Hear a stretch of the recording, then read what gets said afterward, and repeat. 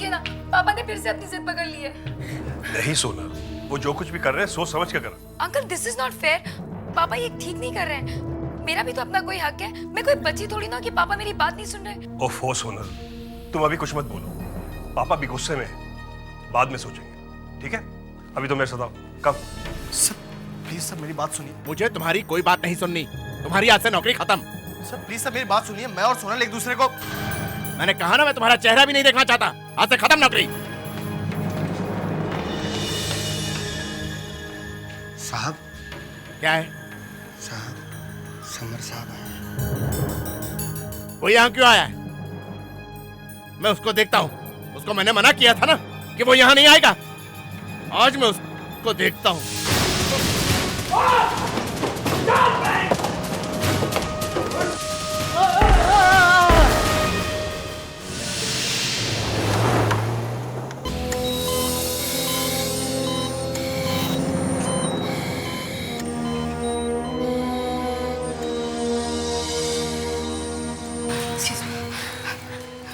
Doctor Sandeep बेटा, अभी पापा की हालत कैसी है? मैं आपसे पूछ रही हूँ, 4 घंटे हो गए, कुछ तो बताइए। Sonal, I am very sorry, लेकिन देवप्रकाश की हालत ठीक नहीं है। आप एक काम कीजिए, आप जल्दी से बाहर जाकर फॉर्म पे साइन कर दीजिए। डोंट वरी, मैं हूं ना, मैं खुद ऑपरेशन करूंगा। दिशा, इन्हें बाहर ले जाओ। प्लीज सोनल। क्विक। सर मैं सोच रही थी कि नर्स प्रीति, इन्हें ऑपरेशन के लिए जल्दी तैयार कर दो। जल्दी, एकदम Yes, जल्दी। सर। डॉक्टर पल्लवी, जी सर। सब कुछ तैयार है? जी सर। गुड। देखिए, सारे सिस्टम्स फिर से चेक कर लीजिए। आज के ऑपरेशन में कोई गड़बड़ी नहीं होनी चाहिए। छोटी से छोटी चीज तैयार रखिए। लास्ट पॉइंट पे कोई कमी नहीं होनी चाहिए। सर, मैंने सब कुछ खुद चेक किया है। हॉस्पिटल की बेस्ट नर्सेज को यहाँ बुलाया है और ए पॉजिटिव ब्लड ग्रुप की 10 बॉटल्स भी मंगवाई है। गुड। डॉक्टर पल्लवी, किसी भी तरह से ऑपरेशन कामयाब होना ही चाहिए। देवप्रकाश जी की जान बच ही जानी चाहिए, चाहे कुछ भी हो जाए, क्योंकि मैं जो कुछ भी हूं ना, उन्हीं की वजह से हूं। सर क्या बात है, मैंने इससे पहले आपको कभी इतना परेशान नहीं देखा। रिलैक्स कीजिए सर, आपने तो इससे भी ज्यादा मुश्किल सर्जरीज की है। ठीक है, मैं देवप्रकाश जी को देख कर आता हूँ। 10 मिनट में हम लोग ये ऑपरेशन शुरू करेंगे। सब तैयार रखिए। हाँ जी सर। डॉक्टर, ये देवप्रकाश जी कौन है? मैंने सर को पहले तो इतना परेशान कभी नहीं देखा। तुम्हें नहीं पता? देवप्रकाश जी ने इस हॉस्पिटल को बनाने के लिए बहुत पैसे दिए थे। ये हॉस्पिटल उन्हीं की वजह से बना। प्लीज जल्दी चलिए, प्लीज जल्दी चलिए। सोनल रिलैक्स, सब ठीक हो जाएगा।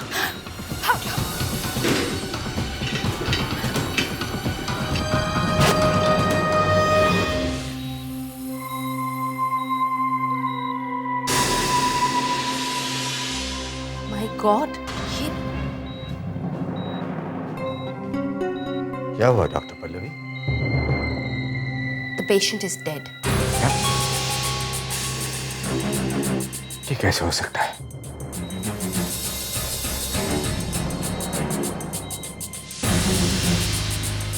लगता है यहाँ आते आते इनकी मौत हो गई है। नहीं सर, इनका खून हुआ है। किसी ने इनका गला दबाकर इन्हें मारा है। मुझे ये दिन भी देखना था। देवप्रकाश जी मुझे छोड़कर चले गए। एकदम साफ दिख रहा है सर कि गला घोट कर मारा गया है। निशान इतने गहरे हैं कि हाँ सर, शायद किसी प्लास्टिक की ट्यूब से गला घोटा गया है।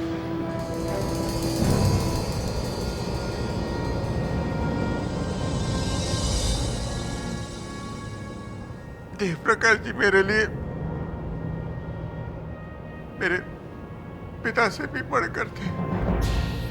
उन्होंने मुझे पढ़ाया, लिखाया, मेडिकल की पढ़ाई के लिए पैसे दिए, अपनी हॉस्पिटल में नौकरी दी।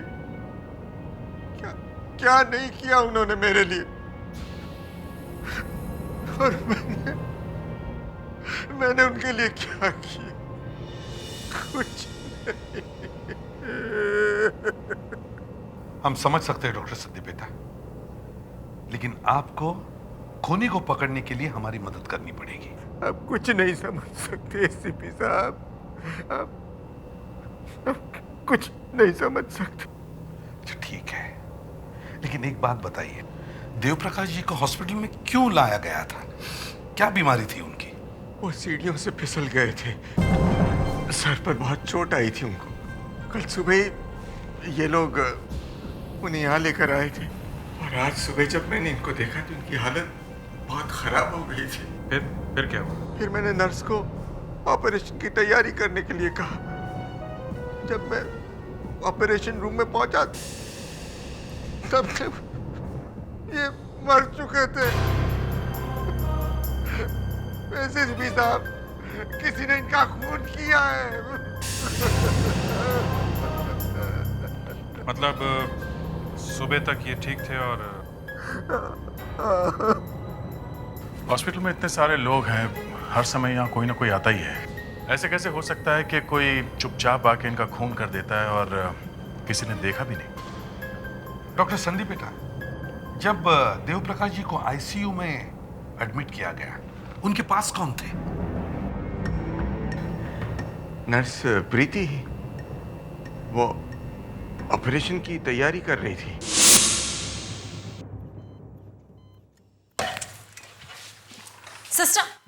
सिस्टर प्लीज आप इस कमरे में किसी भी चीज को हाथ मत लगाइए। तो बिना हाथ लगाए मैं सफाई कैसे करूंगी? आईसीयू को 24 घंटे साफ रखना हमारी ड्यूटी है मैडम। नर्स, अपना काम रोक दो। लगता है कि देवप्रकाश जी का खून इसी कमरे में हुआ है। जी डॉक्टर। एक मिनट सिस्टर, ऑपरेशन से पहले पूरे टाइम देवप्रकाश जी के साथ आप यहीं पे थे? जी हाँ। तो ऑपरेशन से पहले देवप्रकाश जी से मिलने यहाँ कौन आया था? जी वो कौन? बताइए कौन आए थे? जी डॉक्टर संदीप बेटा आए थे। अरे क्या बकवास कर रही हैं आप? मैं यहाँ कब आया था? मैं तो अपने ऑफिस में था और वहीं से सीधा ऑपरेशन थिएटर चला गया। सर आप यहाँ आए थे? सर मैं यही थी, आप आए और दिमाग खराब हो गया है तुम्हारा? मैंने कहा ना, मैं अपने कमरे में ही था। इतना परेशान होने की जरूरत नहीं है डॉक्टर साहब। अच्छा आप एक काम कीजिए, आप जाके अपने ऑफिस में वेट कीजिए, हम लोग अभी वहाँ आते हैं, प्लीज।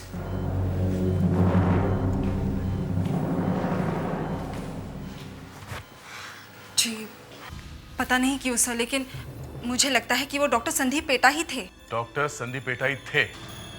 मतलब तुमने उनका चेहरा ठीक से देखा नहीं था? हा? सर दरअसल बात यह है कि डॉक्टर ने सर्जिकल गाउन पहना था और उनका सिर और चेहरा ढका हुआ था, सिर्फ उनकी आंखें दिख रही थी। जब तुमने उनका चेहरा देखा नहीं तो तुम इतनी यकीन के साथ कैसे कह सकते हो कि वो डॉक्टर संदीप बेटा ही थे? वैसे तो कोई भी हो सकता है। जी वो नर्स तुम कुछ कहने से डर रही हो? नहीं, असल बात यह है कि वो आदमी लंगड़ा के चल रहा था और हमारे हॉस्पिटल में लंगड़ा के चलने वाला सिर्फ डॉक्टर संदीप बेटा ही है सर। अच्छा एक बात बताओ, तुम पेशेंट को उस डॉक्टर के साथ अकेले छोड़कर कहीं गई थी? जी हाँ, मैं 2 मिनट के लिए वॉशरूम चली गई थी, लेकिन सर मेरी बात का विश्वास कीजिए, वो डॉक्टर संदीप बेटा ही थे। आप चाहे तो डॉक्टर पल्लवी से पूछ सकते हैं। डॉक्टर पल्लवी? हाँ जी। वो भी आई थी यहाँ पर? ये बात तुमने हमसे पहले क्यों नहीं कही? जी पल्लवी मैडम डॉक्टर संदीप बेटा को ढूंढते हुए यहाँ आई थी। उन्होंने दरवाजा खोला, डॉक्टर संदीप बेटा को बिजी देख सॉरी बोल के वापस चली गई। बड़ी अजीब बात है, एक आदमी सीढ़ियों से गिरता है, उसके सिर पे चोट लगती है, लेकिन वहां उसकी मौत नहीं होती। लेकिन जब उसे हॉस्पिटल में लाया जाता है तो उसका खून होता है। सुनील, क्या तुम्हें अपने पिताजी के किसी दुश्मन के बारे में कुछ मालूम है जो कोई उन्हें मारने की कोशिश करे? सर दुश्मन तो कोई नहीं था, लेकिन एक आदमी है। मतलब आपको किसी पे शक है? हाँ, एक ऐसे इंसान ने मेरे पापा का खून किया जिस पर मेरे पापा सबसे ज्यादा भरोसा करते थे। सोनल, जो भी बोलना सोच समझ के बोलना, कहीं ऐसा ना हो कि बाद में पछताना पड़े। सच बोलना ही अच्छा है। जी हाँ, सच बोलने में ही भलाई है। हम आप ही के डैडी के खूनी को पकड़ने की कोशिश कर रहे हैं। वो आदमी कोई और नहीं बल्कि खुद डॉक्टर संदीप बेटा है। डॉक्टर संदीप बेटा, लेकिन वो इनकी जान लेने की कोशिश क्यों करेंगे? वो तो कह रहे थे कि देव प्रकाश जी उनके लिए पिता के समान है। जी हाँ सर, एक वक्त ऐसा था, 1-2 साल पहले तक, लेकिन अब तो वो खुद मेरे पापा के जानी दुश्मन बन चुके हैं। ये 1-2 साल में ऐसा क्या हो गया? सर, पापा ने डॉक्टर संदीप पेटा का नाम अपने विल से निकालना चाहा था। मतलब देव प्रकाश जी के विल में डॉक्टर संदीप बेटा का नाम था? जी सर, लेकिन वो अपनी विल बदलवाना चाहते थे। और ये विल बदलने की बात डॉक्टर संदीप पेटा को मालूम थी? जी हाँ, मैंने उन्हें बताई थी। तो फिर ये विल चेंज की थी या नहीं? नहीं।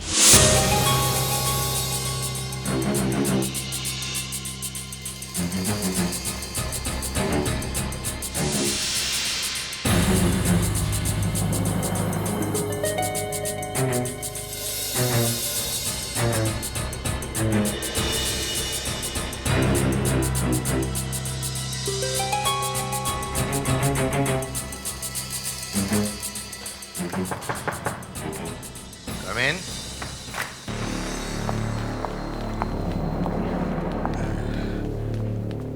एक मिनट एसीपी साहब। हाँ। कहते हैं मिठाई वाला कभी अपनी दुकान की मिठाई नहीं खाता। ये मिठाई नहीं है एसीपी साहब, मैं डायबिटिक हूं ना, इसलिए जरा मजबूर हूं। दिन में 2 बार इंसुलिन के इंजेक्शन्स लेने पड़ते हैं मुझे, सुबह शार्प 10 बजे और शाम को 6 बजे। और क्या करूं, एक गरीब इंसान हूं, इसलिए डॉक्टर की फीस नहीं दे सकता हूं ना, इसलिए खुद ही इंजेक्शन लगा लेता हूं। आप मजाक अच्छा कर लेते हैं डॉक्टर साहब। नहीं नहीं, मैं तो एसीपी साहब की बात का जवाब दे रहा था। डॉक्टर साहब एक बात बताइए, क्या आपको पता था कि देव प्रकाश जी अपना विल बदल रहे थे? हाँ, पता था मुझे। उनके लॉयर का फोन आया था। तो क्या, उनकी अपनी विल थी, जब चाहे बदल सकते थे। इसमें मैं क्या कर सकता था? वैसे आज सुबह मैं उनको मिलने जाने वाला था, पर एक मीटिंग की वजह से नहीं जा पाया। इसका मतलब आपको कोई फर्क नहीं पड़ता कि आपका नाम विल में से कटने वाला था? प्रॉपर्टी का एक बहुत बड़ा हिस्सा जो अभी तक आपको मिलने वाला था, वो देव प्रकाश जी आपसे वापस ले रहे थे, आपको कोई फर्क नहीं पड़ता? देखिए, मैं एक डॉक्टर हूं और मेरे लिए अपने काम से बढ़कर और कुछ नहीं है। और वैसे भी ये जो पैसा आने वाला था ना, वो हॉस्पिटल के ही काम में आने वाला था। सर,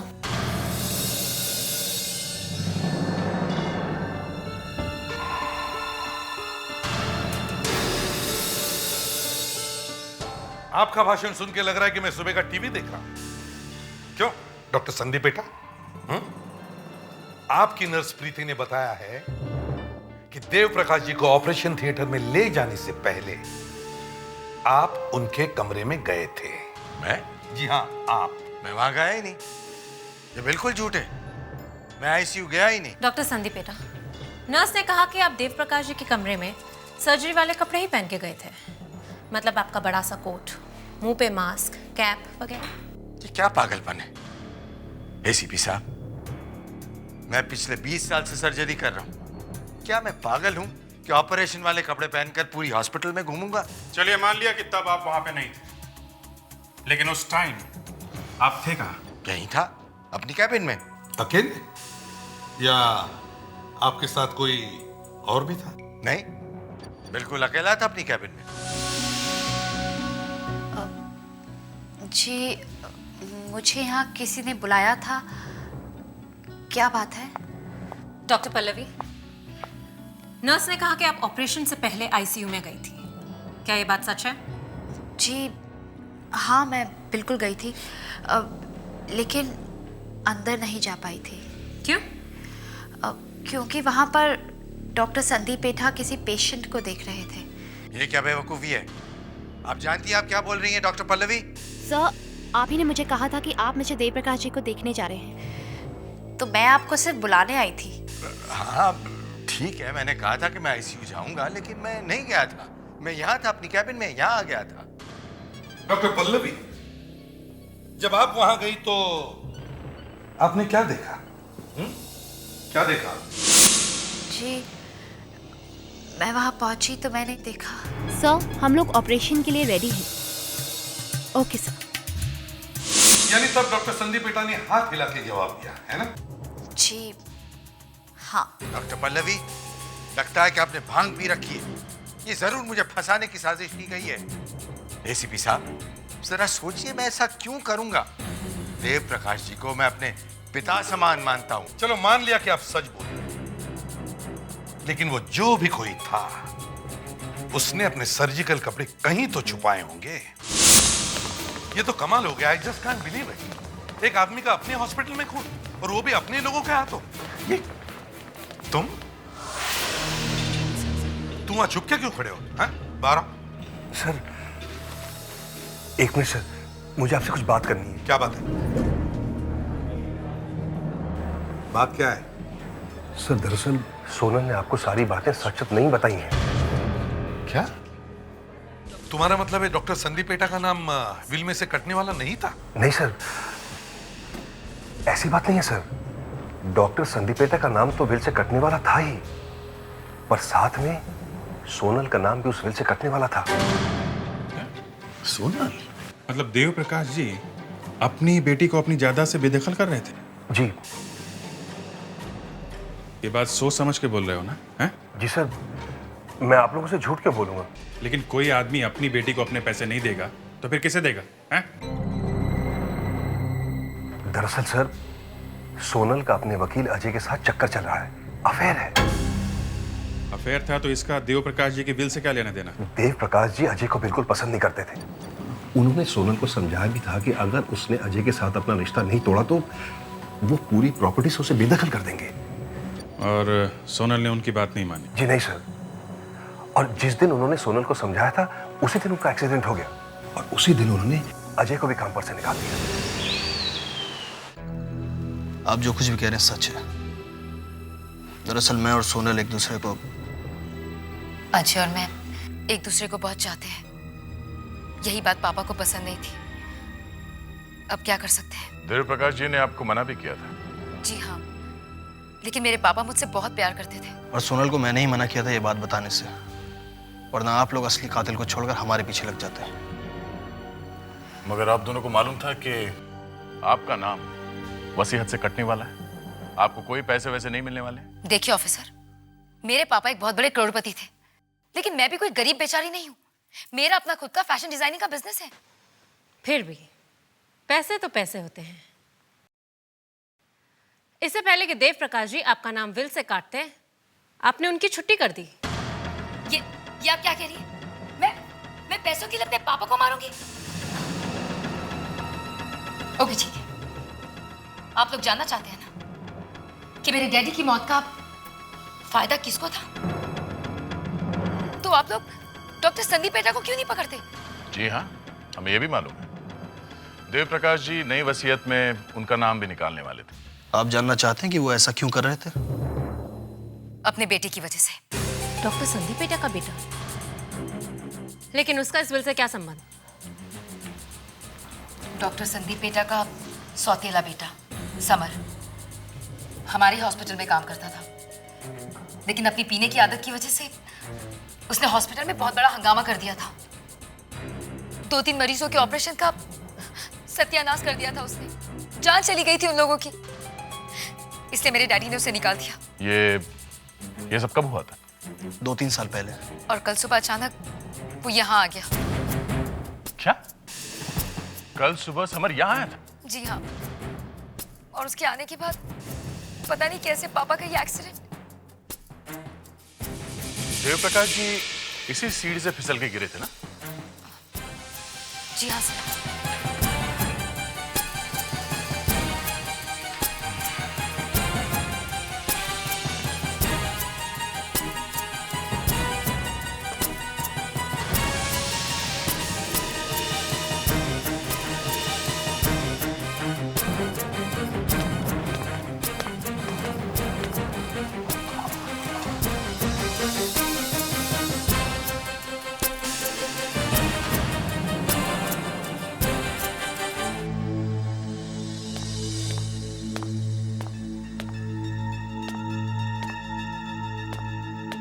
ये क्या है?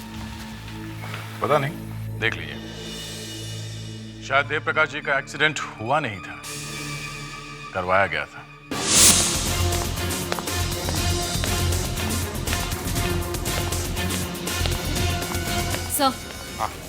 सर देव प्रकाश जी का एक्सीडेंट हुआ नहीं, कराया गया था। कराया गया? जी सर। सर जहाँ पे वो गिरे थे वहां से हमें ये छोटे छोटे डायमंड्स मिले हैं।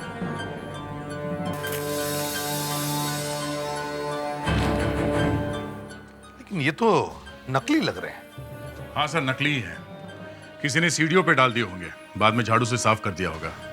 पर सर सीढ़ियों के नीचे कोने से हमें मिल गया। मतलब देव प्रकाश जी के पैर इस पर पड़े और वो गिर गए। हाँ सर, और इतनी जोर से गिरे कि शायद गिरते ही मौत हो गई। मतलब वहां मौत नहीं हुई तो यहां मार दिया। और सर सोनल ने समर के बारे में जो कहा उससे भी कहानी कुछ और ही लगती है सर। इस समर ने ही कुछ ना कुछ किया होगा सर। एक तो उसे हॉस्पिटल से निकाल दिया गया, दूसरे उसके फादर का भी नाम काट दिया गया था विल में से। लेकिन सर समर को निकालने में तो उसके अपने ही डैडी का हाथ था। डॉक्टर संदीप पेठा तो उसके सौतेले डैड हैं। अगर हम ये मान लें कि समर घर में था और उसी ने एक्सीडेंट करा के देव प्रकाश को सीढ़ी में से गिराया था, लेकिन जब देव प्रकाश का खून यहाँ हॉस्पिटल में हुआ तब तो समर यहाँ नहीं था। नहीं, समर हॉस्पिटल में ही था। वो जो डॉक्टर के कपड़े पहन के घूम रहा था, नर्स ने और डॉक्टर पल्लवी ने देखा था ना एक डॉक्टर को आईसीयू में घूमते हुए। सर जल्दी चलिए सर। सर वहां स्टोर रूम में कुछ है सर। आइए सर। पूरे हॉस्पिटल का सामान भरा पड़ा है यहाँ पे। इससे अच्छी जगह क्या हो सकती है कपड़े छुपाने के लिए? सर ये देखिए, ये लॉन्ड्री बिन है। सभी सर्जिकल कपड़े धोने के लिए इसी बिन में डाले जाते हैं सर। गुड। तो तुम्हें उस नकली डॉक्टर के कपड़े मिले? नहीं सर, यहाँ पे और भी बहुत सारे गाउन्स हैं सर। वो कपड़े पहचानना बहुत मुश्किल है सर। इसका मतलब है उसने अपने कपड़े इन सारे कपड़ों में छुपाए हैं। शायद सर, मगर एक और भी चीज मिली हमें। क्या? एक मिनट।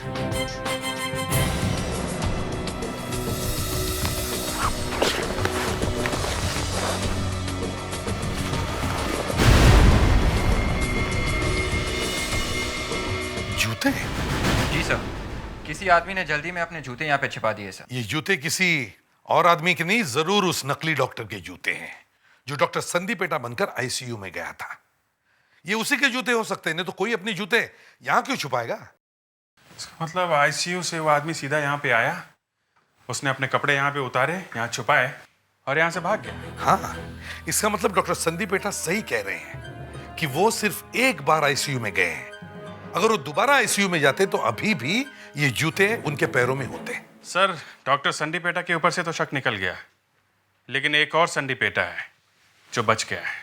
एक और Sandeep PETA? Doctor Sandeep PETA का बेटा समर संदीप पेटा।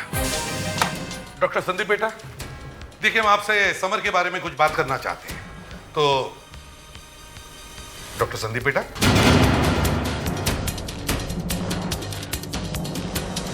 आप ठीक तो हो?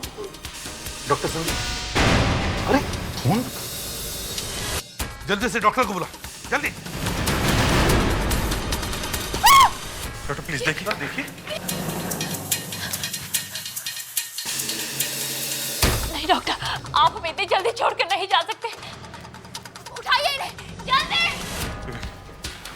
जरा संभल के, संभल के। हरिया, हरिया। सर ये तो बहुत गड़बड़ हो गई। ये हॉस्पिटल तो उनका घर होने लगा है, हमारे आंखों के सामने।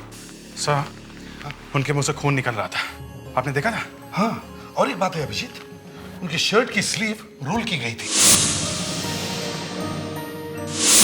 कहीं ये डॉक्टर संदीप पेटा अपना इंसुलिन का इंजेक्शन तो नहीं ले रहे थे?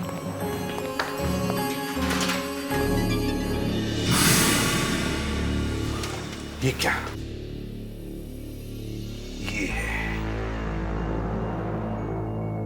ये है डॉक्टर संदीप पेटा का इंसुलिन का इंजेक्शन। शायद इसी में किसी ने जहर भरा होगा। नहीं, अब मैं यहाँ बिल्कुल नहीं रुकूंगी। डॉक्टर पल्लवी, प्लीज संभालिए अपने आप को। अगर आप ही ऐसा करेंगे तो फिर पहले देव प्रकाश जी, फिर डॉक्टर संदीप पेठा, मुझे समझ में नहीं आ रहा कि यहाँ हो क्या रहा है। हम लोग यहाँ पेशेंट्स की जान बचाने की कोशिश करते हैं और अब तो अचानक से यही लोगों का खून होने लगा। डॉक्टर पल्लवी, आप अभी डॉक्टर संदीप पेठा के कमरे में क्या करने गए? मैं तो बस उन्हें बुलाने गई थी, वैसे ही बहुत देर हो चुकी थी। देर हो गई थी? मतलब ये कि आज रात को डॉक्टर संदीप पेठा को एक ऑपरेशन करना था, तो मैंने उनको रूम में फ़ोन किया तो ऑपरेटर ने कहा कि उन्होंने डिस्टर्ब करने से मना किया। तो मैंने सोचा कि मैं खुद ही जाकर मिल लेती हूँ और जब मैं उनके रूम तक पहुंची तो मैंने देखा कि दरवाज़ा बंद था। मैंने 2-3 बार नॉक भी किया लेकिन अंदर से कोई जवाब नहीं आया। आप यहाँ पे कितनी देर पहले आई थी? मैं यही कोई 10 मिनट पहले। मुझे लगा कि डॉक्टर संदीप पेठा यहीं कहीं चले गए होंगे, तो मैं उन्हें ढूंढने कहीं और चले गई। और जब मैं वापस आई तो मैंने देखा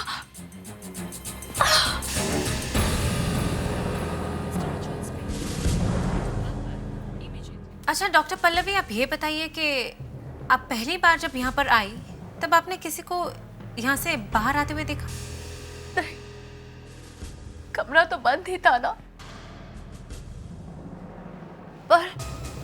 पर क्या डॉक्टर पल्लवी, पर क्या देखा आपने? मैंने देखा कि देव प्रकाश जी की फैमिली बाहर बैठी थी, यहीं पर। देव प्रकाश की फैमिली? वो यहाँ पे क्या कर रही थी? सर, जब सोनल हम लोगों से बात कर रही थी तब मुझे ऐसा लगा कि वो डॉक्टर संदीप पेठा को कुछ ज्यादा पसंद नहीं करती। और ये बड़ी अजीब बात है कि 2 खून हुए हैं और दोनों खून के वक्त देव प्रकाश का परिवार वहां पे था। जब डॉक्टर संदीप पेठा का खून हुआ तब आप लोग वहीं पे थे, उनके कमरे के बाहर। लेकिन सर, आपको कैसे पता चला कि डॉक्टर संदीप पेठा का खून हुआ है? हमें उनकी इंसुलिन वाली सिरिंज में जहर मिला है। कर क्या रहे थे आप लोग वहां पे? जी वो हम लोग वहाँ वसीयत के बारे में बात करने गए थे। अच्छा, पहले आप ही ने हमें बताया कि डॉक्टर संदीप पेठा को पकड़ना चाहिए आपके डैडी का खून करने के लिए, है ना? जी हाँ, वो। और फिर आप खुद वहां पहुंच गई उनसे मिलने के लिए, क्यों? इतनी जल्दी पड़ी है आप लोगों को वसीयत की? अभी अभी आपके डैडी का खून हुआ है। वो दरअसल हमने सोचा कि आपस की कुछ बातें जल्दी से निपट जाए तो अच्छा है, इसीलिए। आपके मुंह से ये बात सुनते हुए बड़ा अजीब सा लग रहा है। आप ही इनकी बुराई कर रहे थे ना, है ना? मेरी? क्या बोला उन्होंने मेरे बारे में? हाँ, इन्होंने ही हमें बताया था कि शायद देव प्रकाश जी के खून में आप लोगों का हाथ है। What? एक बात बताइए, आप डॉक्टर संदीप पेठा से मिलने कितने बजे गए थे? जी करीबन 5:30 बजे। 5:30 बजे? मतलब मौत होने से थोड़ी देर पहले। फिर क्या हुआ? आपकी डॉक्टर संदीप पेठा से बात हुई? कहाँ बात हुई? उन्होंने हमसे कैबिन के बाहर वेट करने के लिए कहा मैं इंसुलिन का इंजेक्शन ले लूं। हम बाहर वेट करते रहे आधे घंटे तक, फिर हम वहां से चले गए। आपने किसी को कमरे से आते जाते देखा? नहीं। हाँ, डॉक्टर पल्लवी 2 बार आकर गई। उन्होंने दरवाजा नॉक भी किया, लेकिन जब कोई आवाज नहीं आई तो वो चली गई। बस इतना ही? ऐसे कैसे हो सकता है? आप लोग तो उनके कमरे के बाहर ही वेट कर रहे थे। नहीं, और कोई नहीं आया था सिवाय डॉक्टर पल्लवी के। और शायद डॉक्टर संदीप पेठा को एक फोन आया था, वो हेलो हेलो कर रहे थे लेकिन दूसरी तरफ से आवाज नहीं आ रही थी। आपने हेलो हेलो सुना? हाँ। मतलब जैसे ही मौत होने वाली थी एक फोन आता। आप लोग डॉक्टर संदीप पेठा के कैबिन के बाहर आधे घंटे तक बैठे रहे, है ना? जी हाँ, करीब 5:30 से 6 बजे तक।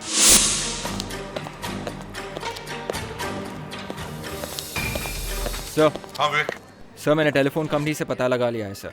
5:30 और 6 के बीच में सिर्फ एक ही कॉल आया था सर, सिर्फ एक ही। ये कॉल ठीक 6 बजे आया था सर। 6 बजे? सर 6 बजे तो डॉक्टर संदीप पेठा अपना इंसुलिन वाला इंजेक्शन ले रहे थे, जहरीला इंजेक्शन। जिस समय इंजेक्शन ले रहे थे उसी समय कॉल आया। और 6 बजे ये फोन आया तो आया किसका? से नंबर है 189 189869। 1898569। ये फोन नंबर किसका है? ये नंबर इसी हॉस्पिटल का है सर। क्या? इसी हॉस्पिटल का? इसका मतलब है डॉक्टर संदीप पेटा को आखिरी फोन आया वो भी इसी हॉस्पिटल से? सर इस हॉस्पिटल में 25 फ़ोन है सर, 3 फ़ोन ऑपरेटर के पास है सर, वही लगाती है सबका फ़ोन सर। हाँ, मगर ऑपरेटर ने तो कहा था उसने किसी को फ़ोन नहीं किया। जी सर, फ़ोन बाकी 22 फ़ोन में से किया गया है सर। अभिजीत एक काम करो, लगाओ इस नंबर को 1898569। देखो देखो इन फोन नंबर है किसका? 69। बेल बज रही है सर। बेल तो इसी कॉरिडोर में से आ रही है।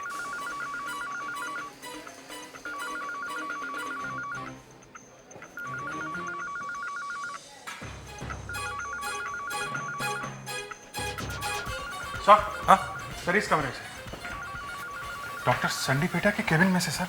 हाँ, डॉक्टर संदीप पेटा के कैबिन में से? ये कैसे हो सकता है?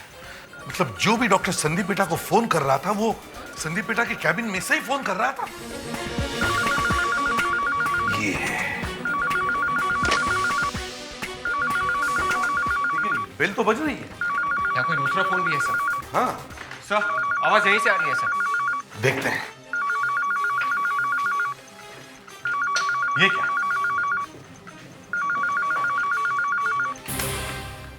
कट। यहां से यहीं पे फोन? हाँ।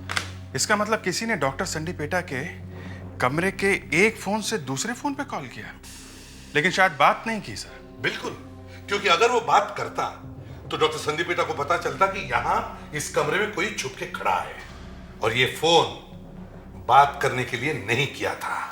और सर जब ये फोन आया था उसी वक्त डॉक्टर संदीप पेटा अपना इंजेक्शन ले रहे थे, इंसुलिन का। शायद। अभी ये काम करते हैं, अब ध्यान से सोच कर देखते हैं कि यहां क्या हुआ था।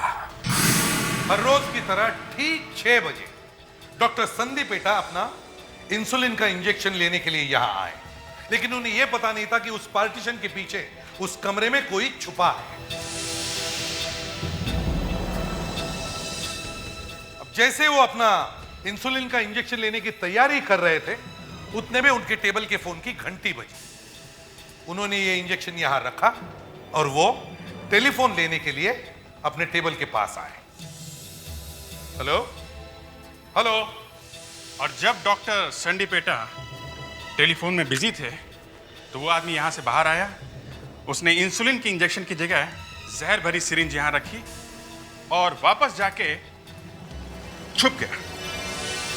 वहां से कोई जवाब नहीं आ रहा था। डॉक्टर संदीप पेटा ने बहुत कोशिश की, हेलो हेलो कौन है, कुछ। फिर बाद में उन्होंने फोन रख दिया और अपना इंजेक्शन लेने के लिए वापस यहां आए।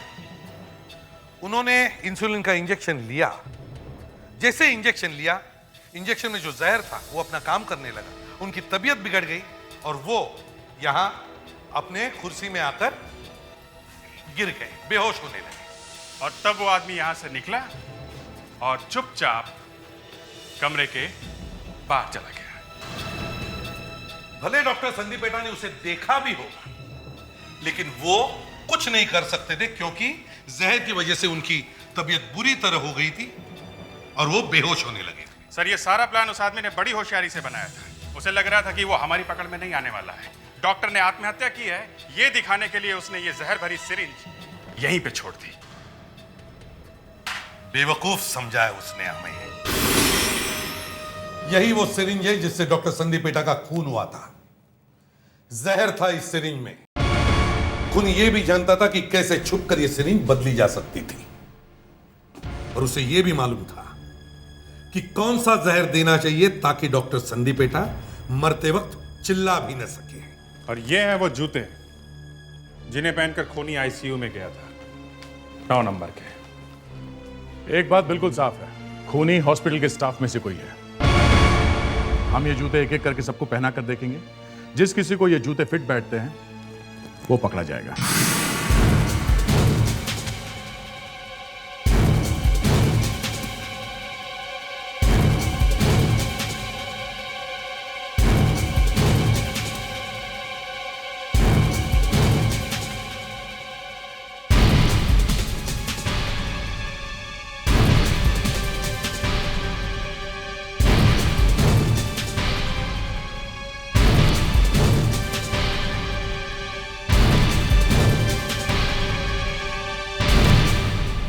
नहीं सर, इसमें तो किसी को फिट नहीं हो रहा है सर।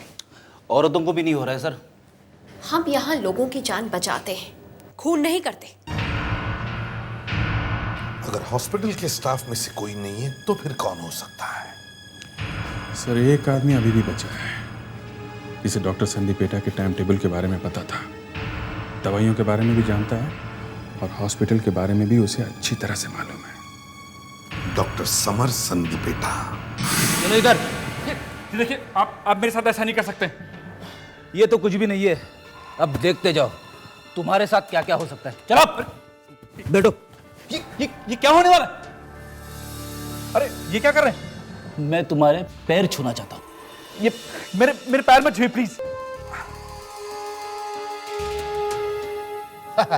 वाह, मिल गए 9 नंबर के जूते। एक और कस्टमर आ गया जूते लेने। हाँ सर। विवेक, जरा ये जूते ट्राई करो, इनको देखो कैसी फिटिंग है।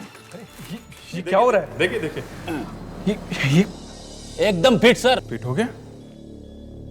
मतलब खून तुमने किया है? मैं दुनिया में अकेला नहीं हूं जो 9 नंबर के जूते पहनता है। और जूता फिट आ गया इसका मतलब ये नहीं कि मैंने देवप्रकाश जी का खून किया। अब तो ये 14 साल के लिए गए, शायद फांसी भी हो जाएगी। दोनों खून हॉस्पिटल में हुए और मैं तो वहां था ही नहीं। लेकिन जब देव प्रकाश जी का एक्सीडेंट हुआ तब तुम वहां पे थे और तुमने ही वो नकली डायमंड सीढ़ियों पे डाले थे। जी मैं वहां था लेकिन बहुत दूर खड़ा हुआ था। देखिए, आप लोग जबरदस्ती मुझे नहीं फंसा सकते हैं। और खून तो 2 और 6 बजे हुआ है। मैं तो वहां था ही नहीं। देखिए, मैं जा रहा हूं। हाँ, वैसे हम तो इन पर इल्जाम नहीं लगा सकते क्योंकि ये तो वहां थे ही नहीं। देखिए, आपने आखिर मान ही लिया ना। हाँ, लेकिन बात ये है कि अगर आप वहां नहीं थे तो फिर तुम्हें पता कैसे चला कि खून एग्जैक्टली हुआ कितने बजे? क्यों? तुम हॉस्पिटल नहीं गए थे, लेकिन तुम्हारे जूते पहन के कोई हॉस्पिटल में गया था जिसने ये खून किया है। तुम्हारा कोई साथी। कौन है वो? है? कौन है वो?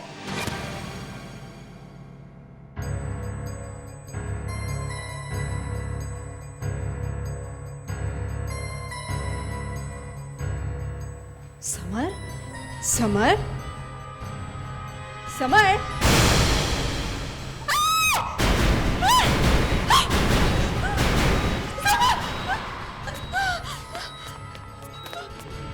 हमसे गलती हो गई, हमारी वजह से इसकी ये हालत हो गई। आप लोगों ने इसे मारा है? अब कहा ना कि गलती हो गई, लेकिन ये बार बार झूठ क्यों बोल रहा था कि इसे मालूम नहीं खून किसने किया है? हाँ? अब 9 नंबर के जूते तो इसी के थे ना। ये बार बार झूठ क्यों बोल रहा था कि खून इसने नहीं किया है? शायद इसने किया होगा। शायद? मतलब? मगर आपने इसे मारा क्यों? लेकिन खून किए क्यों इसने?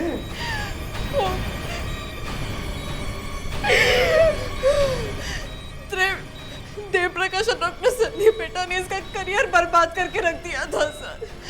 इसलिए शायद उसने उन दोनों को मारा होगा। शायद। ये सब तुमको इसने बताया? नहीं, ये क्यों बताएगा मुझे? तो फिर ये सब तुम्हें कैसे पता चला? तुम्हें कैसे पता चला कि ये जूते इसी के थे? हाँ? तुम खुद वो जूते पहनकर यहां आई थी, मगर तुमसे एक गलती हो गई। तुमने सीआईडी को यह बताया कि डॉक्टर पल्लवी को तुमने आईसीयू में देखा था, लेकिन डॉक्टर पल्लवी ने तुम्हें देखा ही नहीं। और वो देखती भी कैसे? तुम वहां खुद डॉक्टर संदीप पेटा बन के खड़ी थी। क्यों? और शाम को जाकर तुमने डॉक्टर संदीप पेटा का खून किया। दोनों काम एकदम खत्म। बड़ी सफाई से खून किए तुमने ये दोनों खून किए, इसलिए तुम्हें तुम्हारे इस बॉयफ्रेंड से भी ज्यादा सजा होगी।